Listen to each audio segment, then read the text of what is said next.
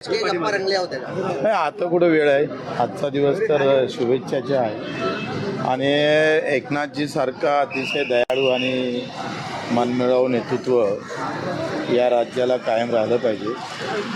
ज्यांनी दिव्यांग मंत्रालय उभारणीमध्ये मोठा वाटा आणि मोठं श्रेय त्यांचं आहे, म्हणून त्यांना शुभेच्छा द्यावं इतकंच कारण आहे. पण जी काही नाराजी होती सरकार विरोधात, आता एवढं यायला नको.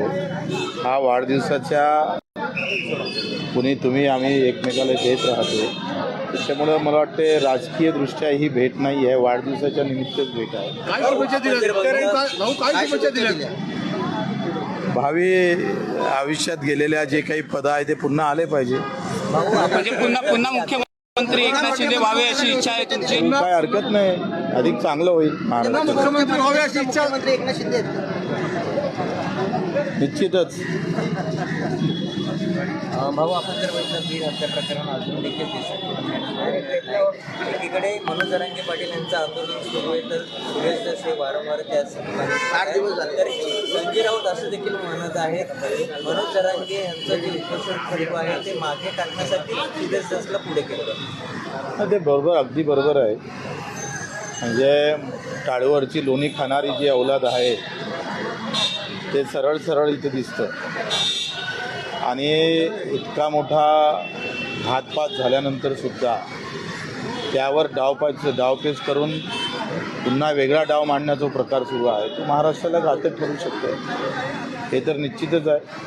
सर एकाला बाजूला ठेवण्यासाठी दूसरी बाजू भक्कम करण्याचा प्रयत्न या प्रकरणात होत आहे. सर, आपने जिस तरीके से जुगाड़ को लेकर अनेक सेलिब्रिटी लगातार जुगाड़ का ऐड करते जा रहे हैं, सचिन तेंदुलकर को भी आपने जिस तरीके से कहा था कि भीख पेटी मैं दूंगा प्रत्येक गणेश उत्सव में रखें, लेकिन अब सेलिब्रिटी कहीं रुकने का नाम नहीं ले रहे, लगातार दिग्गज सेलिब्रिटी भी इस जुगाड़ के ऐड में आते जा रहे हैं. अभी आगे हम एक रणनीति करेंगे उसके बारे में, क्योंकि कल भी एक नागपुर में आत्महत्या हुई.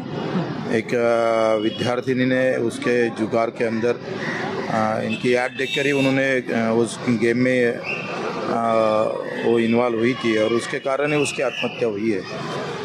तो देखते आगे उस तरह से किस तरह से आगे जाना चाहिए. सर भाऊ, एक मराठीमध्ये जुगाराच्या विरोधामध्ये जे सेलिब्रिटी ॲडव्हर्टाईज करतात त्या विरोधात तुम्ही आवाज उठवला होता, मात्र अजूनही काही ते थांबायचं नाव घेतलं. काय झालं का, सार्वत्रिक भावना ज्या आहे राजकारणी लोकांच्या आणि तुमच्या पण, त्या सामान्य प्रति प्रामाणिक राहिल्या नाही.